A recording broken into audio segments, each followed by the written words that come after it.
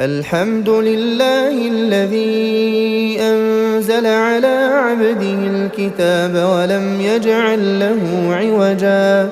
قيما لينذر بأسا شديدا من لدنه ويبشر المؤمنين الذين يعملون الصالحات أن لهم أجرا حسنا ماكثين فيه أبدا وينذر الذين قالوا اتخذ الله ولدا ما لهم به من علم ولا لآبائهم كبرت كلمة تخرج من أفواههم إن يقولون إلا كذبا فلعلك باخع نفسك على آثارهم إن لم يؤمنوا بهذا الحديث أسفا إنا جعلنا ما على الأرض زينة لها لنبلوهم أيهم أحسن عملا وإنا لجاعلون ما عليها صعيدا جرزا أم حسبت أن أصحاب الكهف والرقيم كانوا من آياتنا عجبا إذ أوى الفتية إلى الكهف فقالوا ربنا آتنا من لدنك رحمة وهيئ لنا من أمرنا رشدا فضربنا على آذانهم في الكهف سنين عددا ثم بعثناهم لنعلم أي الحزبين أحصى لما لبثوا أمدا نحن نقص عليك نبأهم بالحق إنهم فتية آمنوا بربهم وزدناهم هدى وربطنا على قلوبهم إذ قاموا فقالوا ربنا رب السماوات والأرض لن ندعو من دونه إلها لقد قلنا إذا شططا هؤلاء قوم اتخذوا من دونه آلهة لولا يأتون عليهم بسلطان بين فمن أظلم ممن افترى على الله كذبا وإذ اعتزلتموهم وما يعبدون إلا الله فأووا إلى الكهف ينشر لكم ربكم من رحمته ويهيئ لكم من أمركم مرفقا وترى الشمس إذا طلعت تزاور عن كهفهم ذات اليمين وإذا غربت تقرضهم ذات الشمال وهم في فجوة منه ذلك من آيات الله من يهد الله فهو المهتد ومن يضلل فلن تجد له وليا مرشدا وتحسبهم أيقاظا وهم رقود ونقلبهم ذات اليمين وذات الشمال وكلبهم باسط ذراعيه بالوصيد لو اطلعت عليهم لوليت منهم فرارا ولملئت منهم رعبا وكذلك بعثناهم ليتساءلوا بينهم قال قائل منهم كم لبثتم قالوا لبثنا يوما أو بعض يوم قالوا ربكم أعلم بما لبثتم فبعثوا أحدكم بورقكم هذه إلى المدينة فلينظر أيها أزكى طعاما فليأتكم برزق منه وليتلطف ولا يشعرن بكم أحدا إنهم إن يظهروا عليكم يرجموكم أو يعيدوكم في ملتهم ولن تفلحوا إذن أبدا وكذلك أعثرنا عليهم ليعلموا أن وعد الله حق وأن الساعة لا ريب فيها إذ يتنازعون بينهم أمرهم فقالوا ابنوا عليهم بنيانا ربهم أعلم بهم قال الذين غلبوا على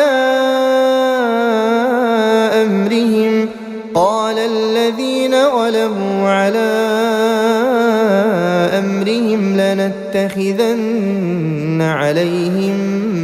مسجدا سيقولون ثلاثة رابعهم كلبهم ويقولون خمسة سادسهم كلبهم رجما بالغيب ويقولون سبعة وثامنهم كلبهم قل ربي أعلم بعدتهم ما يعلمهم إلا قليل فلا تمار فيهم إلا مراء ظاهرا ولا تستفت فيهم منهم أحدا ولا تقولن لشيء إني فاعل ذلك غدا إلا أن يشاء الله واذكر ربك إذا نسيت وقل عسى أن يهديني ربي لأقرب من هذا رشدا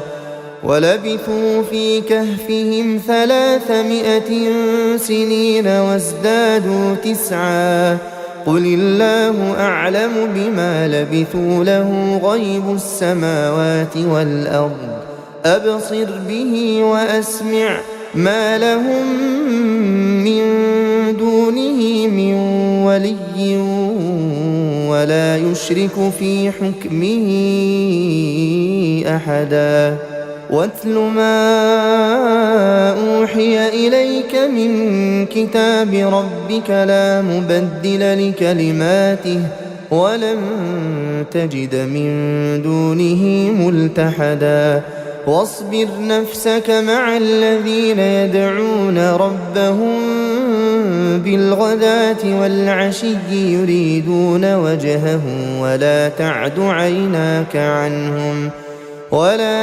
عيناك عنهم تريد زينة الحياة الدنيا ولا تطع من أغفلنا قلبه عن ذكرنا واتبع هواه وكان أمره فرطا وقل الحق من ربكم فمن شاء فليؤمن ومن شاء فليكفر إنا أعتدنا للظالمين نارا أحاط بهم سرادقها وإن يستغيثوا يغاثوا بماء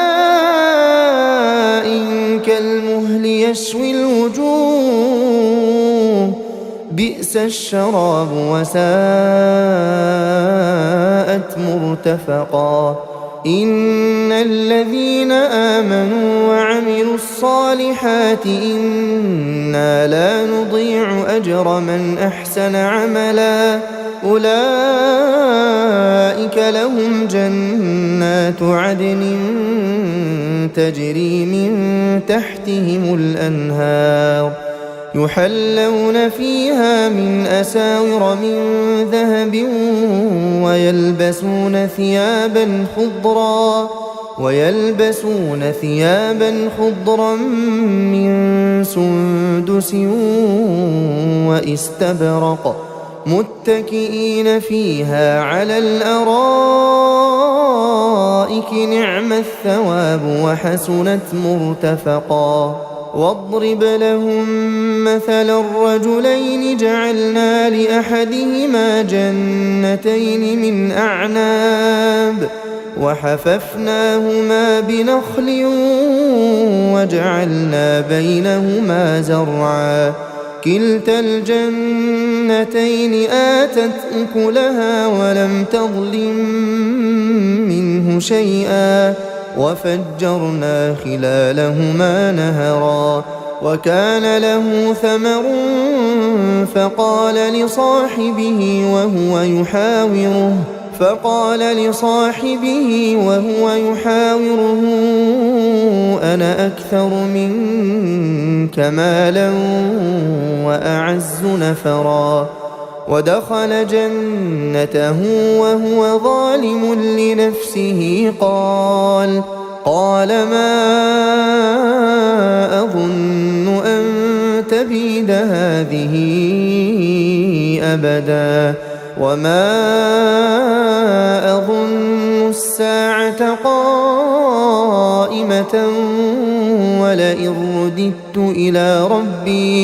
ولئن رددت إلى ربي لأجدن خيرا منها منقلبا قال له صاحبه وهو يحاوره أكفرت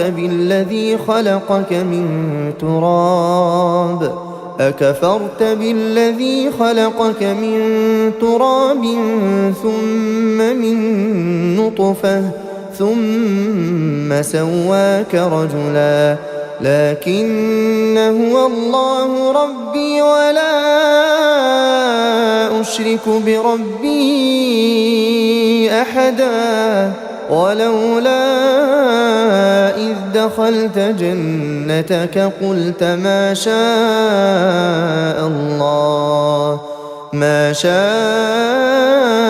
الله لا قوة إلا بالله إن ترني أنا أقل منك مالا وولدا فعسى ربي أن يؤتيني خيرا من جنتك ويرسل عليها حسبانا من السماء فتصبح صعيدا زلقا أو يصبح ماؤها غورا فلن تستطيع له طلبا وأحيط بثمره فأصبح يقلب كفيه على ما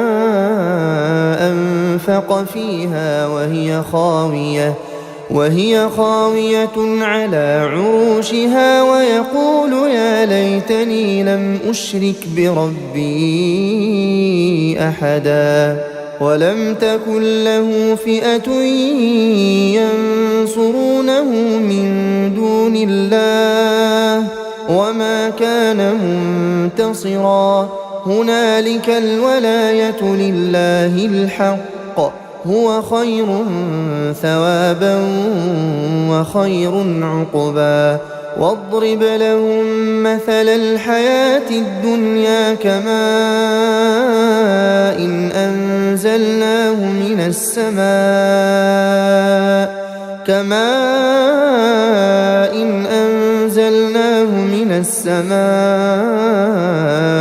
فاختلط به نبات الأرض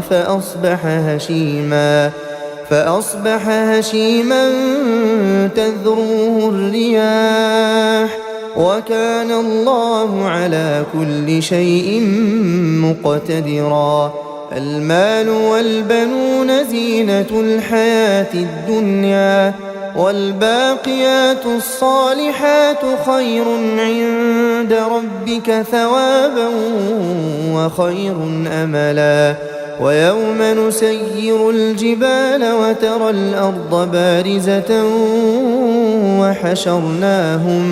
وحشرناهم فلم نغادر منهم أحدا وعرضوا على ربك صفا لقد جئتمونا كما خلقناكم أول مرة بل زعمتم أن لن نجعل لكم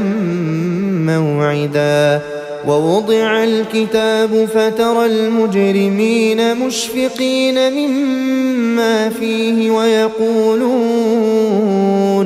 ويقولون يا ويلتنا ما لهذا الكتاب لا يغادر صغيرة ولا كبيرة إلا أحصاها ووجدوا ما عملوا حاضرا ولا يظلم ربك أحدا وإذ قلنا للملائكة اسجدوا لآدم فسجدوا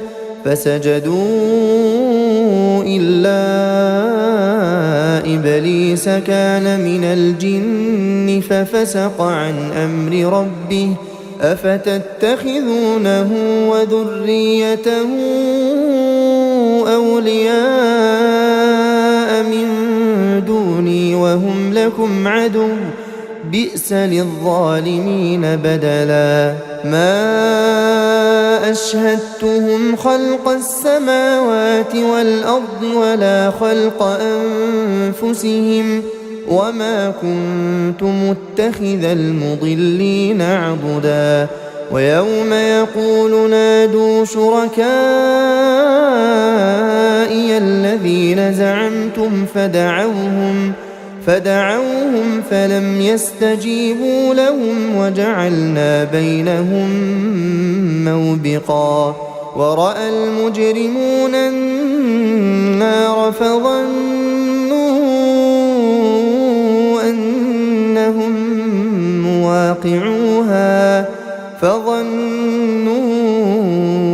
أنهم مواقعوها ولم يجدوا عنها مصرفا ولقد صرفنا في هذا القرآن للناس من كل مثل وكان الإنسان أكثر شيء جدلا وما منع الناس أن يؤمنوا إذ جاءهم الهدى ويستغفروا ربهم إلا أن تأتيهم سنة الأولين أو يأتيهم العذاب قبلا وما نرسل المرسلين إلا مبشرين ومنذرين ويجادل الذين كفروا بالباطل ليدحضوا به الحق واتخذوا آياتي وما أنذروا هزوا ومن أظلم ممن ذكر بآيات ربه فأعرض عنها ونسي ما قدمت يداه إنا جعلنا على قلوبهم أكنة أن يفقهوه وفي آذانهم وقرا وإن تدعهم إلى الهدى فلن يهتدوا إذا أبدا وربك الغفور ذو الرحمة لو يؤاخذهم بما كسبوا لعجل لهم العذاب بل لهم موعد لن يجدوا من دونه موئلا وتلك القرى أهلكناهم لما ظلموا وجعلنا لمهلكهم موعدا وإذ قال موسى لفتاه لا أبرح حتى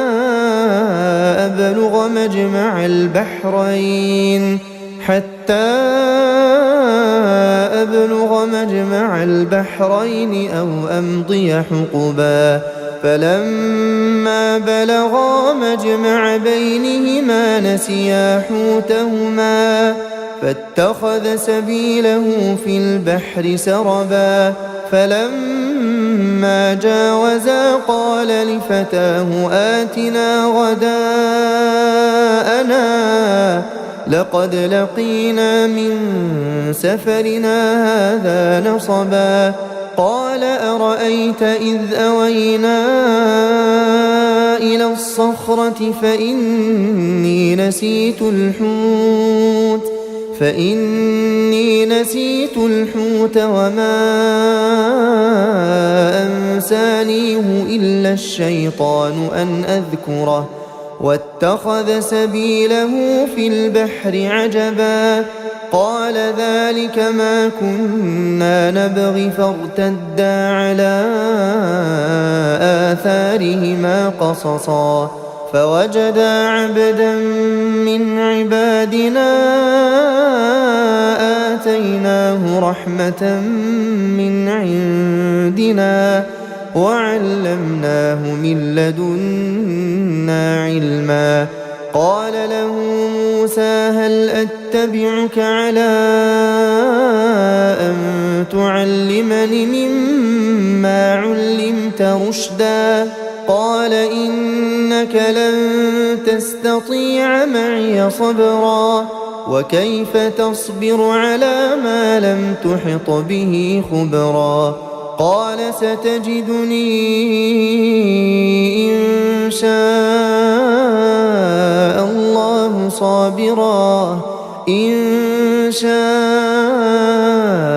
الله صابرا ولا أعصي لك أمرا قال فإن اتبعتني فلا تسألني عن شيء حتى أحدث لك منه ذكرا فانطلقا حتى إذا ركبا في السفينة خرقها قال أخرقتها لتغرق أهلها لقد جئت شيئا إمرا قال ألم أقل إنك لن تستطيع معي صبرا قال لا تؤاخذني بما نسيت ولا ترهقني من أمري عسرا فانطلقا حتى إذا لقيا غلاما فقتله قال أقتلت نفسا زكية بغير نفس لقد جئت شيئا نكرا قال ألم أقل لك إنك لن تستطيع معي صبرا قال إن سألتك عن شيء بعدها فلا تصاحبني قد بلغت من لدني عذرا فانطلقا حتى إذا أتيا أهل قرية استطعما أهلها فأبوا أن يضيفوهما فوجدا فيها جدارا يريد أن ينقض فأقامه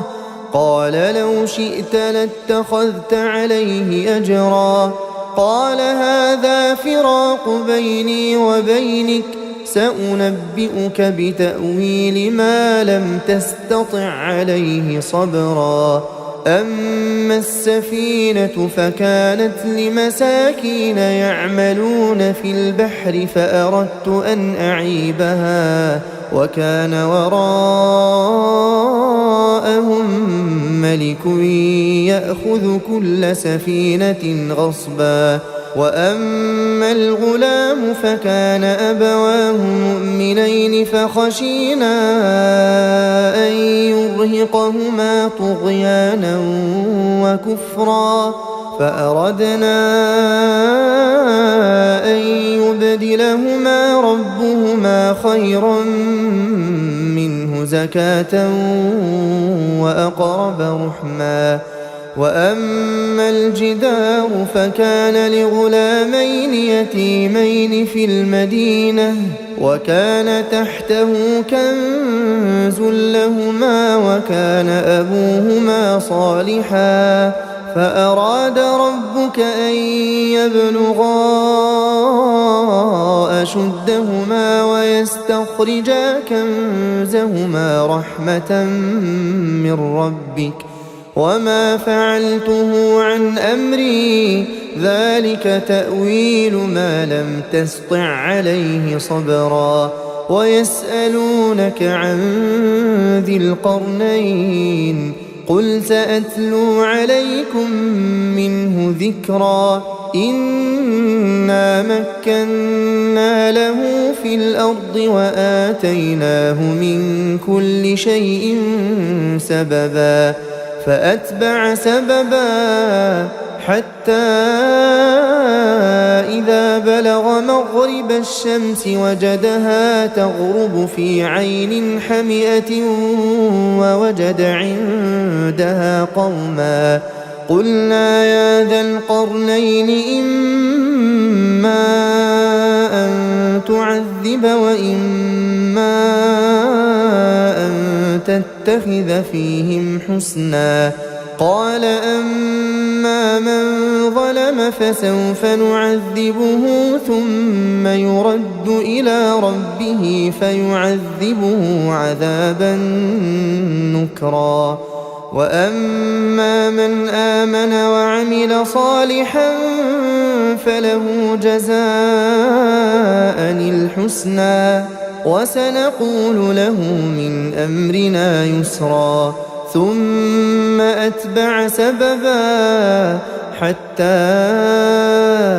إذا بلغ مطلع الشمس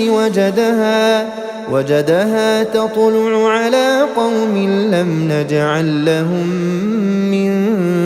دونها سترا كذلك وقد أحطنا بما لديه خبرا ثم أتبع سببا حتى إذا بلغ بين السدين وجد من دونهما قوما لا يكادون يفقهون قولا قالوا يا ذا القرنين إن يأجوج ومأجوج مفسدون في الأرض فهل نجعل لك خرجا على أن تجعل بيننا وبينهم سدا قال ما مكني فيه ربي خير فأعينوني بقوة أجعل بينكم وبينهم ردما آتوني زبر الحديد حتى إذا ساوى بين الصدفين قال انفخوا حتى إذا جعله نارا قال آتوني أفرغ عليه قطرا فما استطاعوا أن يظهروه وما استطاعوا له نقبا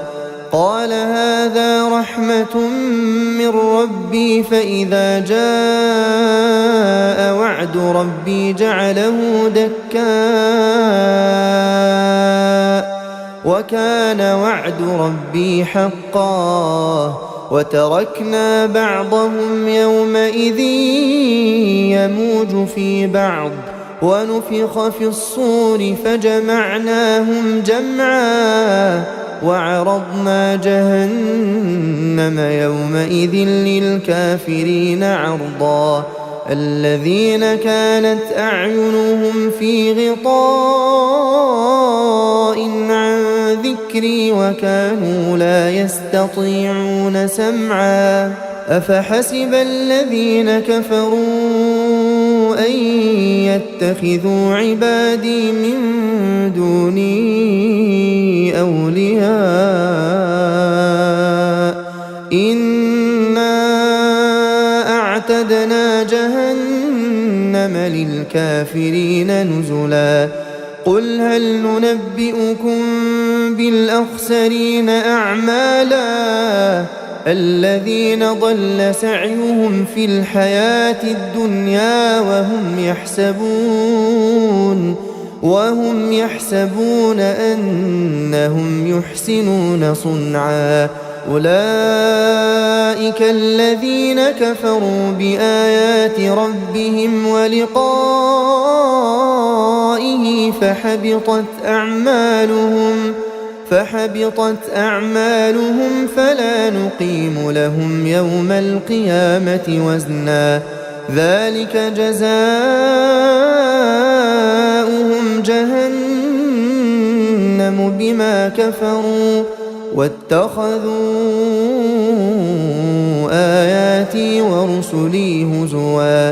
إن الذين آمنوا وعملوا الصالحات كانت لهم جنات الفردوس نزلا خالدين فيها لا يبغون عنها حولا قل لو كان البحر مدادا لكلمات ربي لنفد البحر قبل أن تنفد كلمات ربي ولو جئنا بمثله مددا قل إنما أنا بشر مثلكم يوحى إلي أنما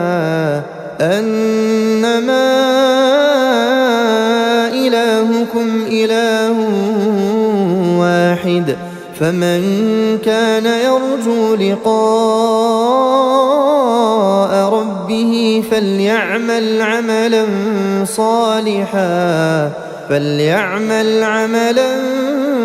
صالحا